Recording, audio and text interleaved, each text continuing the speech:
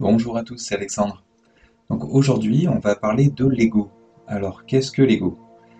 L'ego, souvent en spiritualité, on essaie de le chasser pour essayer de s'élever. L'ego, c'est ce qui nous représente en tant que personnage, c'est-à-dire qu'on est tous incarnés sur cette terre, et donc l'ego, c'est ce qui va représenter notre propre personne. Et donc, l'ego peut avoir du sens, en tout cas dans des premiers schémas d'incarnation, où en fait notre conscience va sortir un petit peu du monde animal et petit à petit se rapprocher du spirituel. Et donc dans les premiers niveaux de conscience, les premières incarnations en tant qu'être spirituel incarné, comme être humain, eh bien on va expérimenter plus ou moins de choses et apprendre certaines leçons qui sont en lien dans un premier temps avec tout ce qui est survie, euh, et ancrage. Ensuite, eh bien, ça va être tout ce qui est sexuel, tout ce qui est reproduction, tout ce qui est art aussi. On monte en fait de chakra en chakra au niveau des expériences. Et ensuite, on arrive au niveau du chakra du plexus solaire, comme eh ben, tout ce qui rayonne en fait, c'est-à-dire faire rayonner notre ego, montrer qu'on est le plus beau, le plus fort, etc. Donc il faut comprendre que tout ça, ça fait partie d'un certain cycle de compréhension, d'incarnation, et donc l'ego a du sens par rapport à ça. Donc l'ego, c'est ce qui nous rapproche aussi de tout ce qui est égoïsme, c'est-à-dire de penser d'abord à nous avant de penser aux autres. Donc tout ça a du sens, on va dire, à un certain stade d'évolution spirituelle, donc de conscience. Et donc, eh bien après, quand on aura compris euh, et qu'on aura réussi à passer les premières épreuves, donc de survie, où on aura compris eh bien, toutes les notions de territoire, de pouvoir, de, de sexe, etc., tout ce qui nous rapproche vraiment à la Terre et à notre personnage, à un moment donné, dans le cycle d'incarnation et de prise de conscience, on commence à comprendre qu'il y a une voie spirituelle qui nous fait grandir et qui nous amène vers d'autres choses qui sont plus lumineuses et qui nous rapprochent de ce qu'on est eh bien, en constance, en fait, constamment, euh, à, à une autre échelle, sur un autre plan, donc qui est ce qu'on appelle l'âme, ou en tout cas une ouverture du cœur qu'on peut avoir donc, sur certains niveaux de conscience, et qui nous permettent en fait de nous relier vraiment à ce qu'on est de plus grand. Et donc on a une sorte d'intelligence qui est un petit peu mise en mute, on va dire, en temps normal, pour les premiers siècles d'incarnation, qui commence à se faire sentir et on commence à comprendre qu'on a une certaine intelligence du cœur, comme une intuition, dans certains phénomènes, certaines choses qu'on aura à vivre et qui va nous guider. Euh, donc il faut comprendre que on vient s'incarner pour apprendre tout ça. On vient d'un monde où tout est amour, donc pour vraiment comprendre et apprendre au niveau égoïsme, eh bien, il y a la nécessité du personnage qui fait qu'on est nous. Donc on se retrouve dans un certain égoïsme parfois, hein, dans une certaine forme d'ego. Et tout ça, ça vient très souvent de trauma, ça peut être aussi d'un sentiment de survie, ou souvent ce sont des peurs qui nous rattachent en fait et nous donnent beaucoup d'ancrage, parfois un peu trop, euh, eh bien, vers de la survie et donc souvent de l'égoïsme. Alors que souvent, c'est le groupe qui va faire qu'on va s'en sortir mieux. L'égoïsme, ça va être du court terme, et souvent, quand on pense à du moyen terme et du long terme, l'effet groupe, le fait de s'entraider, le fait de partager nos connaissances, va faire en sorte qu'on va mieux s'en sortir. Donc, d'où vient l'ego souvent, et l'égoïsme, c'est-à-dire l'ego qui est poussé un peu à son extrême, ça vient aussi de l'illusion de la séparation. Donc c'est un petit peu ce que je disais tout à l'heure, c'est le fait d'être incarné et justement cette illusion qui fait qu'on va pouvoir vivre certaines choses pour qu'on puisse comprendre dans des situations un peu extrêmes les choses qui nous amènent petit à petit, au travers de nos différents apprentissages et de nos différentes expériences, à grandir, à mûrir et à élever son niveau de conscience. Donc il y a souvent une confrontation entre ces deux formes d'intelligence qui est le mental, et qui peut être un mental égotique, ou l'intelligence du cœur. Donc l'intelligence du cœur, elle va souvent être instantanée. Quand vous allez réfléchir à une situation où, par exemple, vous allez recevoir un prospectus où on vous demande de faire des dons pour des pauvres en Afrique, eh bien, instantanément, vous allez dire: ah oui, les pauvres, mince, qu'est-ce que je vais pouvoir bien faire pour eux? Enfin, votre cœur, instantanément, va vous donner cette réflexion. Et puis vient ensuite le mental, qui va souvent, en tout cas dans les premiers cycles d'incarnation, eh bien, écraser cette première pensée, en disant: eh bien, non, cet argent, il va être perdu, enfin, il va trouver votre mental toutes les raisons pour que vous puissiez garder cet argent, par exemple, si c'est de l'argent pour vous, et que vous puissiez en profiter pour vous-même. Donc, il faut bien faire le distinguo entre ces deux formes d'intelligence, et en fait, au travers des différentes incarnations, l'intelligence du cœur, très souvent, elle va vous donner des, des, des, des réponses qui sont justes, ou en tout cas des choses que vous aurez à vivre, mais qui ne sont pas forcément dans une forme de raisonnement logique. Donc c'est là où le mental, lorsqu'il est vraiment ancré avec l'ego, eh bien, va nous couper vraiment de toute source d'intelligence du cœur. Alors pour savoir si vous êtes affecté justement un peu trop dans une grande mesure par cet ego, vous allez potentiellement voilà, vous poser des questions. Est-ce que vous avez mis des choses en place dans votre vie par des peurs, pour votre sécurité par exemple, ou alors ça peut être par le respect de codes qu'on a pu vous imposer, donc au travers d'une société ou au travers d'un groupe, ça peut être aussi au niveau de votre enfance. Et en fait, peut-être que tous ces mécanismes qui ont été mis en place n'ont peut-être plus rien à voir et à faire dans votre vie actuelle. Donc à vous de vous poser les questions, à savoir si eh bien, vous n'auriez pas des choses et qui poussent votre ego à l'extrême, alors que ça n'a plus lieu d'être, et ça vous impacte et ça vous bloque justement l'accès à votre cœur et à cette intelligence du cœur, et donc à vivre des choses dans l'amour, et qui vous permettraient en fait cette forme d'intelligence un peu spirituelle et cette forme d'amour, d'intelligence de l'amour, qui vous permettrait eh bien d'expérimenter autre chose et d'évoluer au niveau de la conscience.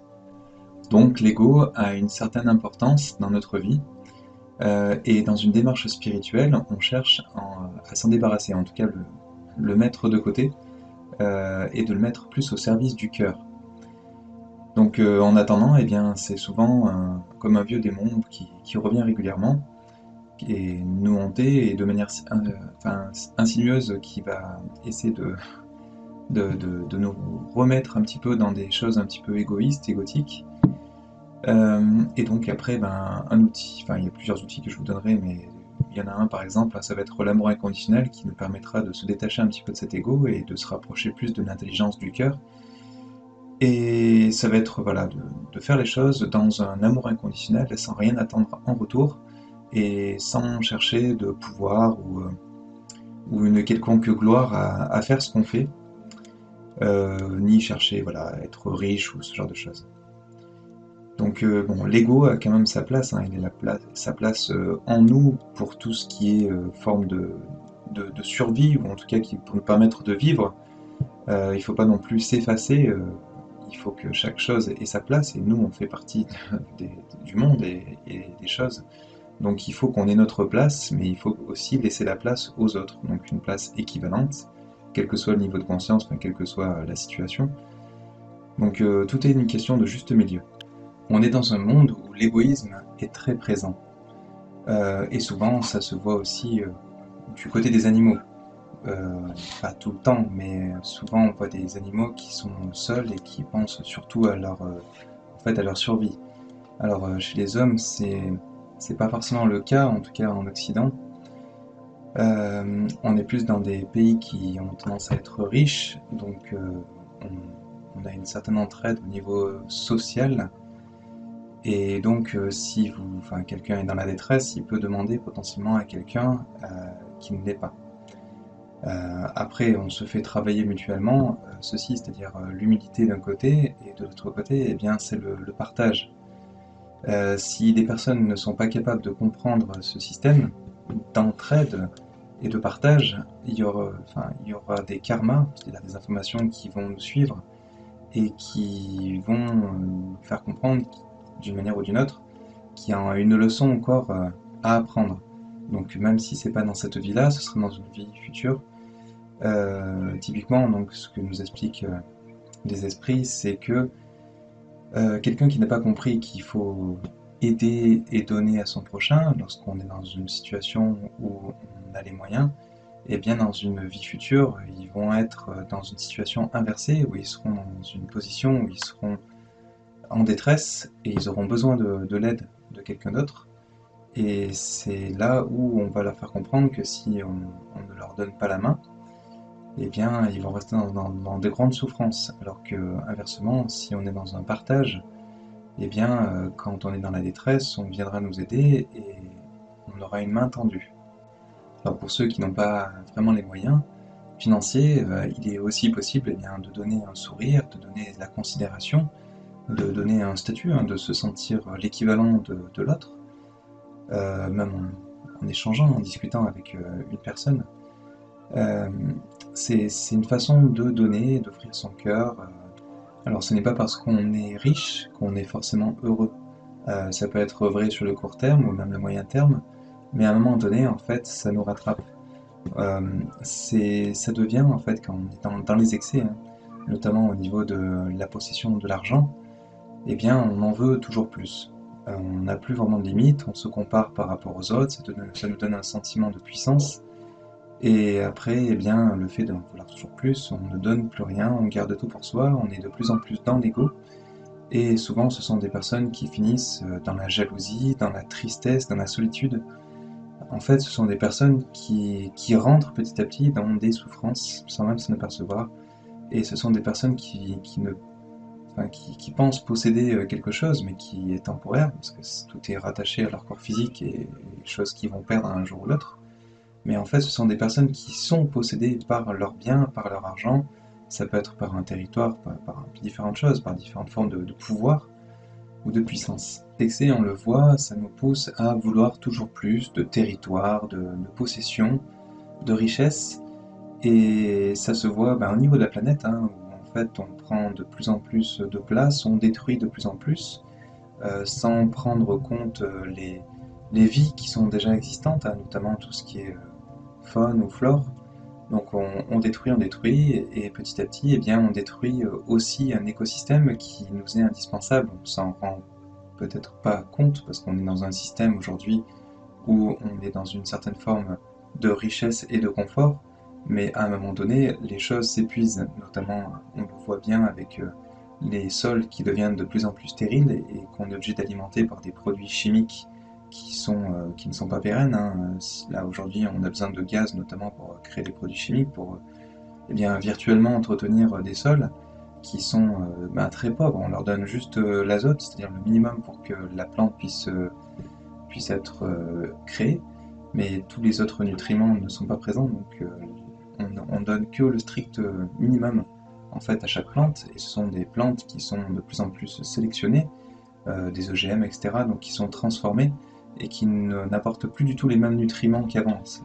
On est juste là dans une recherche en fait de créer des choses qui sont le plus volumineuses possible, qui vont être le plus lourdes possible et donc rapporter le plus de richesse possible, mais au détriment eh bien, de la planète et au détriment de notre santé. Alors il faut se souvenir de qui on est. On est des êtres d'amour qui viennent vivre des expériences sur Terre. Tout ce qui est possession matérielle, les richesses, ce sont des conforts, on va dire, qui nous permettent d'amener notre existence jusqu'à son terme et de pouvoir expérimenter l'amour. Donc après, toutes les personnes qui ne comprennent pas ça, donc ils expérimentent autre chose, ils expérimentent le non-amour, hein. Je dis pas que ça sert à rien, mais disons que plutôt que d'aller sur un chemin droit et d'aller directement droit au but, ce sont des personnes qui vont aller à droite à gauche et sur un chemin tortueux, donc ils perdent un peu du temps sur leur progression spirituelle, mais c'est pas très grave, on a le temps. C'est juste qu'en fait, ils peuvent surtout se créer des karmas et des souffrances parce que, vu qu'ils ne comprennent pas les leçons qui leur sont montrées, eh bien, ils vont être dans des souffrances jusqu'à ce qu'ils arrivent à comprendre tout ça.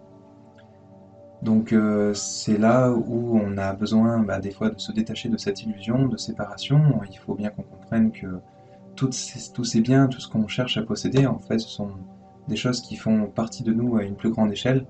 Bien sûr, dans cette illusion de la séparation, on ne le comprend pas, on ne le voit pas, on ne le perçoit pas, et c'est fait exprès. Mais c'est là où, en fait, il faut faire attention à ne pas se faire posséder par nos possessions et qu'on puisse faire notre bout de chemin sans penser toujours à posséder, posséder, posséder, sans même avoir eu le temps de vivre vraiment, d'expérimenter l'amour sous une forme ou une autre. C'est c'est un peu dommage. Et c'est aussi la réflexion qu'avait notamment saint François d'Assise, où en fait, pour éviter les possessions qui mènent toujours à des guerres, à de la souffrance, et bien dans son choix, c'était de ne plus rien posséder, d'être dans une pauvreté et d'avoir le strict minimum pour vivre. Alors c'est peut-être un peu un certain extrême, mais ça lui suffisait pour être heureux en fait, hein. Il n'avait pas besoin de plus, et après il était dans la spiritualité, il priait, etc. Et, et c'est pour ça qu'en fait, il nous a enseigné, au travers de sa vie, au travers de ce qu'il a pu vivre et expérimenter, et bien qu'il n'y a pas besoin d'avoir des possessions pour être heureux et vivre une vie bien aboutie et bien accomplie. La balance entre les richesses et la spiritualité, on voit bien qu'on est dans un déséquilibre selon le pays. Les pays où il y a moins de richesses, ce sont des pays souvent qui sont plus dans la spiritualité, et inversement, dans le monde occidental, il y a très peu de spiritualité. Alors c'est assez flagrant si vous allez notamment au Brésil ou dans des pays d'Afrique du Sud, ou même en Afrique, vous allez voir qu'il y a une part de spiritualité qui est beaucoup plus présente.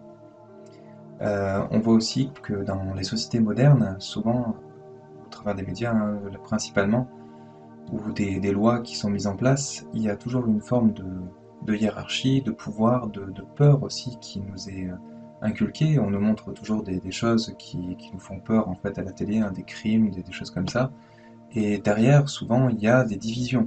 Ou ça peut être aussi tout simplement la politique, hein. On voit bien que c'est un système qui est fait pour diviser le plus possible, pour, pour nous inculquer des peurs, des craintes les uns des autres. Et, et c'est souvent dû à des manipulations qui sont faites pour leur permettre, de leur côté, de mieux régner, de faire en sorte qu'on ne se rejoigne pas, qu'on ne se rassemble pas contre eux, justement, ou en tout cas contre ce système. Si vous regardez bien la culture, on est au travers de la culture, de la couleur des gens, au travers d'un village, d'une nation, d'un règne animal, végétal, etc. Souvent, en fait, dans les cultures ou dans ce qu'on nous montre au travers des médias, eh bien, on cherche en fait, quelque part, si on regarde bien, à nous diviser. Donc, par l'ego de certains, en fait, qui sont au contrôle des sociétés, et au niveau de l'argent et au niveau des pouvoirs qui sont en place, eh bien, on arrive du coup avec les divisions et avec tout ce qu'on nous met en tête, et par rapport aux règles qui sont en place, ça justifie des guerres, des craintes, tout ça par la peur, hein. Ça nous donne une légitimité à tuer des animaux, des végétaux, à prendre la place de plein d'écosystèmes pour détruire tout ça, et sans respecter voilà, tous ces équilibres qui étaient en présence. On peut voir aujourd'hui, notamment au niveau des cacaoyers, où il y a de plus en plus de forêts qui sont détruites pour instaurer des cacaoyers, pour gagner toujours plus d'argent.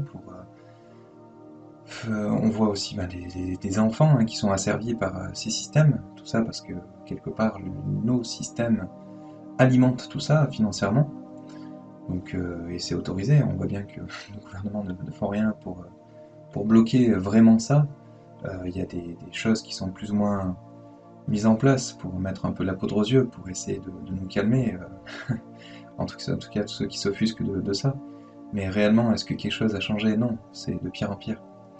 Les enfants sont de plus en plus au travail aussi pour déterrer des minéraux, pour faire des batteries, enfin, ce genre de choses. Aujourd'hui, il y a de plus en plus d'enfants dans le monde qui qui travaillent de plus en plus jeunes dans les pays qui sont appauvris par des systèmes riches comme bah, l'Occident, comme le système qui est mis en place par les sociétés occidentales. Enfin, il y a beaucoup de choses comme ça qui sont pas normales. Enfin, on le voit bien, on le ressent bien. Et tout ça, c'est qu'il y a un gros ego derrière, il y a des systèmes de pouvoir en place et qui gèrent et qui manipulent pour que dans l'ombre, tout ça puisse se faire. Donc tout ça pour vous dire qu'à une échelle plus grande, on voit bien qu'il n'y a pas de partage. Euh, c'est souvent quand je reprends le cas des enfants, s'ils ne travaillent pas aussitôt, ils sont obligés de se prostituer, c'est de la survie. Là par contre, on les met dans une situation de survie réelle. Alors que si on était vraiment tous dans l'amour, la bienveillance, le partage, eh bien ceux qui ont les richesses partageraient avec ceux qui n'en ont pas et ils auraient au moins un minimum pour vivre, pour survivre. Alors qu'aujourd'hui, c'est pas le cas. Donc le fait de mettre ces systèmes-là en place, ça crée des tensions, ça crée des guerres, ça crée voilà, des jalousies aussi. Alors toujours par intérêt, pour des histoires d'ego et de pouvoir, on voit bien aussi les sols qui sont de plus imperméabilisés par le fait qu'on travaille les sols avec des tracteurs qui appuient très fort sur la terre. On voit bien aussi qu'on goudronne beaucoup les choses, donc la terre ne peut plus vraiment absorber l'eau, ou en tout cas souvent on a un coup des inondations euh, et un coup on n'a pas assez d'eau. Enfin, il y a beaucoup de dérèglements qui se font parce qu'on ne respecte pas les écosystèmes qui étaient en place. On détruit, on détruit, on détruit, et tout ça par ego, par pouvoir, pour des richesses. Donc on tombe très souvent, au niveau de la société en tout cas, dans des pièges de l'ego. Et ce qui veut dire que la société accumule des karmas qu'elle paiera un jour ou l'autre. Et donc, ça veut dire que nos sociétés vont payer à un moment des karmas. Et donc, il y a de forts risques qu'à un moment donné, ça s'écroule. Parce qu'on n'est pas non plus des dieux, on ne peut pas euh, eh bien, changer des écosystèmes qui ont été mis en place depuis des millénaires ou des millions d'années comme ça, en voulant imposer comme ça en un siècle des changements aussi importants avec des pesticides, avec plein de choses. Enfin, on bouleverse vraiment tout un écosystème et on détruit beaucoup, beaucoup, beaucoup de choses. Donc là, on parle de choses qui sont aberrantes aujourd'hui, où il faut bientôt polliniser nous-mêmes manuellement les fleurs pour qu'on continue à vivre tout simplement. On, on en arrive à de plus en plus d'extrémités, et si on ne fait rien, ce sera de plus en plus catastrophique. Et aujourd'hui, quelle est l'alternative? Si on regarde bien, à force de prendre des territoires de partout, est-ce qu'on va pouvoir à un moment donné être autonome, être en dehors de cette société et être autonome? Ça va devenir de plus en plus compliqué, parce que sans la végétation, sans les écosystèmes, sans la faune, sans même des abeilles, c'est quand même de plus en plus compliqué. On devient de plus en plus dépendant d'un système qui nous asphyxie petit à petit. Alors on est censé être des êtres spirituels incarnés, c'est-à-dire qu'on est censé utiliser notre cœur pour montrer l'exemple et éveiller les animaux à cette ouverture du cœur et les faire progresser en tout cas sur leur chemin d'âme. Aujourd'hui, on voit souvent qu'au travers de notre société, on voit les animaux soit comme des casse-croûtes, soit comme des nuisibles, alors que pourtant chaque être est sur son parcours, sur une évolution d'âme. À un certain niveau, je parle pas du tout du plan physique, mais on est tous frères en fait. Et ça veut pas dire qu'on ne doit pas protéger nos vies, bien sûr. C'est-à-dire que si on se fait attaquer par un animal, ça veut pas dire qu'il faut se laisser manger, mais il faut trouver voilà, un juste milieu à tout. Et chaque animal a sa place. C'est pas en détruisant des écosystèmes, sans même comprendre que il y a des chaînes alimentaires ou des choses qui sont en place et que le fait de détruire ce qu'on pense être nuisible, ça va nous débarrasser peut-être d'une attaque sur ce qu'on essaie de planter. Seulement, le fait de détruire un écosystème, ça va rendre les choses petit à petit de plus en plus stériles. Et ça, on ne le maîtrise pas, on ne le voit pas, on ne pense pas à tout ça. Euh, donc, c'est pour ça que plutôt que de réfléchir en fait et de s'introduire dans un écosystème, on détruit tout, on ravage tout et puis on s'impose et, et on commence à le payer par des maladies, par le fait que il y ait des dérèglements climatiques, Il y a beaucoup de choses, même au niveau spirituel, qui font qu'on se crée des karmas. Il y a, tout se paye en fait tôt ou tard. Donc à un moment donné, il faut savoir aussi respecter les autres formes de vie et notre environnement. Il y a quand même des populations hein, qui prenaient ou qui prennent soin de la nature.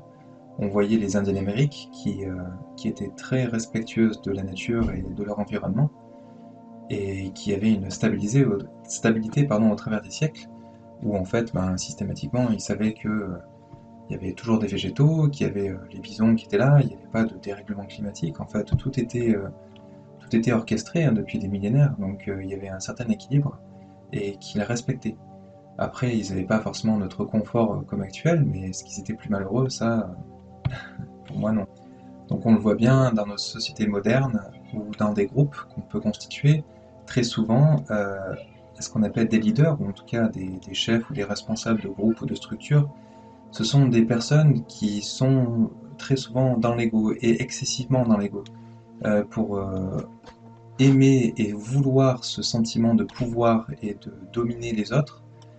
Souvent, ce sont des personnes qui ont un problème d'ego, malheureusement. Pour bien mener un groupe, enfin selon moi hein, ce serait avec l'amour inconditionnel en fait. C'est un peu comme un père qui va être un chef de famille, en fait, il va le faire, mais par nécessité et par amour de l'autre. Il va rien attendre en retour et, et il ferait ça, il fera toutes les actions dans la bienveillance et pour qu'il y ait une certaine équité, pour qu'il y ait un certain équilibre et pour le bonheur aussi de tout un chacun. Or aujourd'hui, quand on met des personnes qui sont autant dans l'ego et qui sont excessivement dans l'ego au pouvoir, eh bien, ce sont des personnes qui sont très souvent sans limite. Donc, ils vont vouloir de plus en plus de pouvoir, de plus en plus d'ego. Et donc, eh bien, après, ils vont mettre le reste du groupe de plus en plus dans l'illusion pour les asservir et pour assouvir ben, leurs désirs de plus en plus d'argent, de pouvoir, d'ego, etc. Donc, à un moment donné, si on fait partie de ce groupe ou d'une structure, le fait même de participer à ce groupe ou d'en faire partie, on alimente ceci. Donc c'est là où à un moment donné, il faut aussi savoir retrouver sa place et bien sûr en trouvant un juste milieu. Il ne faut pas non plus tout mettre de côté d'un coup et se mettre en danger, c'est pas ce que je veux dire. Mais il faut arriver en tout cas petit à petit à sortir euh, eh bien, du système de groupe ou de hiérarchie pour arrêter de l'alimenter et de ne plus vous donner votre libre arbitre à ça, au fait qu'on vous manipule dans des illusions ou autres, pour s'abreuver en fait de vos énergies. Donc en résumé, attention à votre ego et à l'ego des autres. Il faut savoir se protéger et aussi protéger les autres de votre ego, hein, c'est-à-dire qu'il ne faut pas être dans les excès. Il faut savoir trouver un juste milieu à chaque chose, respecter l'autre et vous faire respecter. Et donc, ben, se libérer de son ego, en fait, au niveau spirituel, ça permet de comprendre vraiment les choses et le bonheur. Qu'est-ce qui est vraiment le bonheur en écoutant parfois son cœur, tout simplement. Donc, attention au piège de l'ego et sachez écouter votre cœur. Alors, parmi les outils, justement, pour arriver à mettre son ego de côté, donc bien se rappeler que quelque part, on est tous un, on est tous frères, mais on l'a oublié. C'est dû en fait à notre expérience sur Terre. Donc ne vous laissez pas voiler euh, l'intelligence du cœur par l'illusion du mental et de l'ego. Alors il y a aussi le lâcher prise, où en fait, eh bien, qui peut nous aider parce qu'en fait, ça nous permet de laisser les peurs derrière nous. On ne peut pas tout contrôler en fait dans notre vie, et donc il faut savoir ben, justement lâcher prise sur certaines choses et savoir ben, écouter son cœur et vivre dans le moment présent. Il y a beaucoup de choses qui vont nous ramener au passé, à des expériences, à des blessures, ce genre de choses. Mais justement, il faut le savoir lâcher prise par rapport à ça. On est dans un autre contexte, on a pu apprendre de nos expériences passées et on ne va pas retomber dans des pièges, en tout cas facilement, par lesquels on est déjà passé. Donc, ayez confiance en la vie et en votre destin et sachez écouter votre cœur ben, tout simplement en expérimentant par l'amour, par votre appel du cœur et accueillir l'expérience qui nous vient. Alors parmi les autres outils qui sont très puissants justement pour lutter contre l'ego, ou en tout cas les excès de l'ego, ça va être l'humilité. C'est-à-dire il faut savoir être humble dans votre quotidien. On n'est pas non plus des dieux, hein, on est là en phase d'apprentissage, on n'est que des humains. Euh, et par contre, ben, attention avec l'humilité à ce que ce soit pas non plus un excès. Il faut trouver aussi un juste milieu. Il faut pas s'oublier, il faut savoir s'aimer aussi. Donc garder votre place au sein notamment d'un groupe, hein, et donc garder ben, de la bienveillance pour vous, sans aller dans l'excès au niveau des possessions ou sans chercher à manipuler l'autre.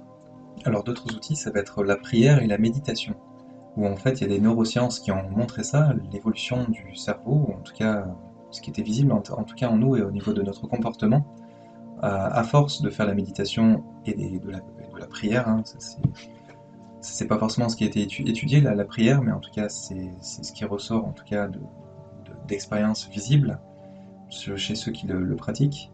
Ça nous permet d'être de plus en plus dans le cœur et de moins en moins dans l'ego. Donc on sort petit à petit bien de nos peurs, de notre instinct de survie, de tout ce qui est instinct animal en nous, et ça nous permet de nous reconnecter à ce que l'on est réellement. Alors pour ceux qui ont un mental très fort, qui les ramène très souvent ou trop souvent dans l'ego, il y a également la pleine conscience, qui est un outil qui va vous permettre bien, de canaliser votre mental sur le moment présent. Donc qu'est-ce qu'on entend par pleine conscience? Et bien ça va tout simplement être le fait d'utiliser vos cinq sens pour vivre le moment présent le plus intensément possible, et tellement intensément qu'en fait vous allez être focalisé sur ce que vous vivez et vous allez vous couper des peurs, des traumas ou ce genre de choses que vous avez pu vivre en fait dans votre passé, et pour justement surmonter justement cette partie égo, survie, etc. Et un petit peu comme un enfant, hein, il sait s'affranchir justement des peurs du quotidien et il profite en fait des petites choses de la vie du quotidien. Alors en conclusion, ouvrez votre cœur, expérimentez l'amour, le partage. Vous allez voir qu'on va vous renvoyer ce que vous rayonnez et vous allez aussi attirer les personnes comme vous. Alors automatiquement, si vous rayonnez l'amour, ça va aussi bien, repousser les personnes qui sont différentes de vous et aussi bien, vous protéger quelque part, parce que ça va vous protéger des personnes qui ne sont pas du tout dans l'amour. Donc essayez, vous verrez, donc quitte à renvoyer de l'amour à quelqu'un qui essaie de vous agresser, c'est quelque chose qui est très déstabilisant pour la personne qui va vouloir vous agresser et qui va donc du coup vous protéger. Quelqu'un qui vous agresse et vous ne savez pas pourquoi, vous pouvez très bien lui montrer une forme d'amour, lui envoyer des choses positives alors que lui il va vous envoyer des choses négatives. À un moment donné il va décrocher, il va perdre pied, il va se dire que bon il n'y a plus rien à faire, même quitte à ce qu'ils vous prennent voilà, pour quelqu'un d'idiot, c'est pas grave.